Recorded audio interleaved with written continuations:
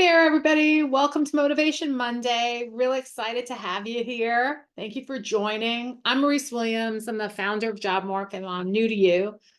Great to have this opportunity to talk about, staying motivated with your job search. Although I'm told that some of the things that we discuss and some of the tips and techniques that I share help with other things as well. But the real focus is how to stay motivated when you're doing a job search. And it's pretty easy to stay motivated, right? If you just keep applying and getting an interview and applying and getting an interview and applying and getting an interview, then getting an offer, right? Like that's really going to be quite easy to stay motivated. And that's true for some people in some job searches. That, by the way, is my puppy, North. I have another one that kind of looks like her called South, who might appear behind me any moment now. But, it's really easy to stay motivated when you're getting immediate, reinforcement with anything. I think it's true with anything, right? If we get immediate reinforcement to a post that we put up on Facebook, right, it encourages us to post again, right? That's like the whole notion by it. But it's harder to stay focused on something that's like a long-term goal, something that takes time to accomplish, like getting an interview and getting a job offer. It's also incredibly difficult to stay motivated in the face of rejection, right? Like if you think about, somebody who, gets 100 rejection letters for a novel that they wrote, or 100 times they go up for a part and they get rejected. It's, you can understand that that's harder to stay motivated with, right? They've just gotten rejected over and over and over and over and over again. And they're supposed to show up now for this audition, number 101, right? And they're supposed to submit this novel they wrote to the 101st publisher to get it reviewed again. And you can understand how in that situation where you're getting rejection after rejection after rejection, it's incredibly difficult to stay focused and motivated, for almost everyone on earth. I mean, if you are human, that rejection time and time and time again is going to affect you. It may not outwardly affect you. You may be able to compartmentalize all those feelings and bury them deep inside you and have something to drink or go gamble away or overeat your way or whatever, through these like really kind of not healthy behaviors, kind of push it aside, all those feelings. But for most of us, right, those feelings are going to come out sooner or later. Like, it's just the reality of it that we're going to feel bad about this rejection. And I have to tell you something, in my experience, it's harder even for people who are successful professionals, like most of you gathered here today, because most of what you experience as a successful professional is success. You do a presentation and it goes over really well. You put together a project and it's successful. It's achieving its goals. It's exceeding its goals, right? Most of what you're doing from day to day to day is really not rejection. It's really like thumbs up, did a good job. Thumbs up, you did a good job. It's really like that. And for a lot of us that are professionals that are successful, the last time that we can really remember sort of the pangs and the pain of rejection, other than this job process, like our last memory of this is really maybe when we applied to college and we sought admission at a school that we really wanted to go to, that we were convinced was the perfect school for us, that we were convinced, was where we belonged. And then we opened up that envelope and we were rejected, or opened up that email and realized we were rejected, right? So that's a long time ago. Some people that's 5 years ago. Some people that's 10, some of you it's 20 and 30 and 40 and 45 years ago that you had that experience of like being turned down, and what it felt like, really wanting something. A lot of these career coaches, like people who do what I do, use analogies to dating, But I'm not really sure that there's a lot of similarity between what you go through when you apply for a job and you go on rounds and rounds and rounds in interviewing to dating. I think dating is its own thing, and I'm sure there are coaches out there that help people get through the dating dramas, right? That exist.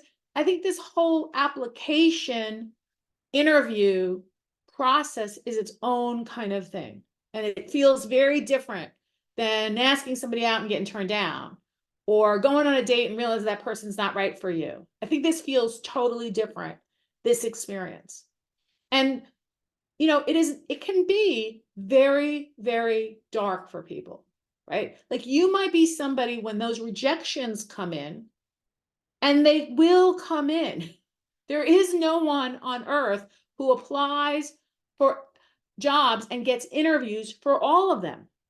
And there is no one who goes on interviews and gets offers from all of them at this higher level that you're applying. Sure, if you're applying to go to work at PetSmart, and after that, you're going to apply to work at Wendy's, you're pretty much going to get 100% approval rating, no rejection for you. But when you decide, hey, I'm going to go try to be a CFO of a company, there's only one in the company, right? And some companies don't even have a CFO. Like, they're not big enough to have that role. Or you're going to apply to these top 50 Fortune 50 companies. There's going to be rejection in there for you. There's going to be rejection. And the only time that I've ever seen where somebody applying for those kinds of jobs, those competitive kinds of jobs, and there's no rejection for that person, the only time ever, 30 years plus of doing this, is when they're not applying for anything. Right? Like, they're not submitting applications. They're not really submitting any. And guess what? They had no rejections last week, and none the week before, and none so far today, and probably none tomorrow. They're rejection clear. People who are really out there trying to do this, customizing their resume, creating a cover letter, filling it out, the application, hitting submit on a regular routine basis, dozens of applications going out on a regular basis. What they're experiencing is some stream of rejection. That's what's just happening. That's just part of their weekly life now going forward. That's how it is. And so trying to figure out, like, how am I as a person going to cope with this reality of these rejections? Am I going to turn it all on myself?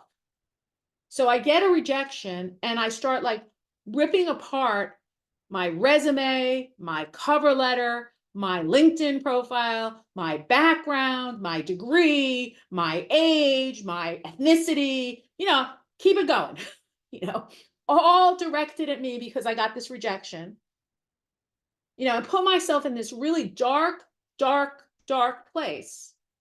Or am I going to just start to accept that rejections are part of this process, and not every rejection is a signal for me to throw out my resume? Look, if I've applied for 170 jobs and not gotten a single interview, there's something wrong with my resume. And I need to go get some help, some professional help with this. And there's probably something wrong with my cover letter or lack thereof, or there's something wrong with my LinkedIn profile, right? I need to address these deficiencies because I'm not getting any interviews for any jobs I want. There's something wrong. But if I'm getting some interviews and some rejection, I can't interpret the rejection as evidence that I'm doing something wrong, because stop for a moment.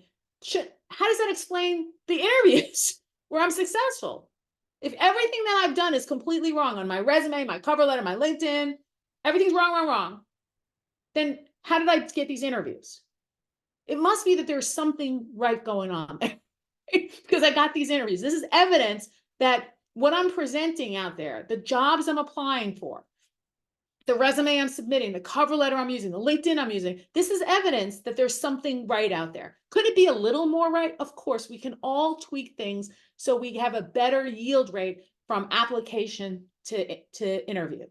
We all can learn a thing or two about employment applications, about following up, about, networking, about our resume, our cover letter, our LinkedIn, all that stuff. There's always more knowledge to learn, and applying that knowledge can sometimes change the yield rate, right? From, 20 applications to an interview to 21 or 22 in an interview, right? Oh, I'm sorry, I did that wrong. And 2 interviews, you get it. It can improve our yield rate, learning some other stuff. But for the most part, we can't really just take a rejection and say, okay, that means everything that I've been doing is wrong. And we also got to be a little careful about what is said in the rejection, whether it's verbally being rejected or even being rejected in some sort of letter, whether it's a form letter or it's a personal letter. Do you see? We can't take that one rejection and just run with it and say, okay, that's the reason why we got all these other rejections. That's the reason why we're going to get all these other rejections in the future, right? It's because of this one thing. We can't really do that. I mean, we're all professionals and successful professionals at that. And we know making decisions based on a sample size of 1 is a poor idea. Believing that what this one recruiter told us as the reason why we didn't move forward is how all recruiters forever will think about our candidacy. Doesn't make any sense. Or even if it came from the hiring manager, hey, this is the reason why I didn't choose you. For us to run around believing that what that person thought about our application or our suitability for this role, I don't think you're quite ready to be a CFO yet. And then taking that feedback and then saying, that's got to be true for company A and company B and company W and company R, that everyone believes just like this person. I mean, we are professionals. We are smart people. We know that you shouldn't do that. You shouldn't sample one person and then run with that knowledge and apply it like that. It doesn't make any sense. So we can't do that in this situation. And we also know, because we're all professionals here, that there are restrictions on what employers can say in terms of feedback. So the feedback we are getting is very general, most likely not specific to us, and unlikely to really be helpful in improving. So, we got to kind of understand that because, we got to put that aside. So what do we do? What do we do when we get that rejection? We're trying to improve. What do we do? Well, I think we ask ourselves this question. We say, did I get the interview? So if I did, if I'm getting interviews, if I have some sort of relatively reasonable yield rate, I apply to a certain amount of jobs and I get a certain amount of interviews, right? There's some activities leading to interviews. Then we say, you know what? My resume, my cover letter, my LinkedIn profile is probably okay. I probably don't have to worry about that. I'm probably in good shape over there. And if we're not getting any interviews, then we put our attention in improving that so we can drive interviews. Right? Now, if we're getting interviews, if we have interviews and the rejections are really happening after the interview, after the first round, after the 17th round, where is it happening? Then we have to improve our interview skills. And look, all of us, no matter how strong of an interviewer we believe we are, we can get better. We can get stronger in this skill. And the good news is we strengthen this skill. It's not just for this round of interviews. It's a skill that we strengthen that we'll have in the next and the next and the next search. It's making ourselves better at something. The way making yourself better at Excel makes you just better at Excel, for all time, really. It's the same kind of thing. So we need to work on strengthening those interview skills. Most people are having rejections either at interviewing or an application phase. And almost everybody can get better and see improvement. So I just invite you to take what I'm saying to you, apply it to yourself, see if it works. Can't promise it's going to work for everybody in every single situation, but it sure as heck has helped a lot of people out there over the years. And that's why I share it with you today. You guys have a great week. I got to run because I got to help somebody who's negotiating an offer. And so I will see you guys next Monday. Have a great week, everybody.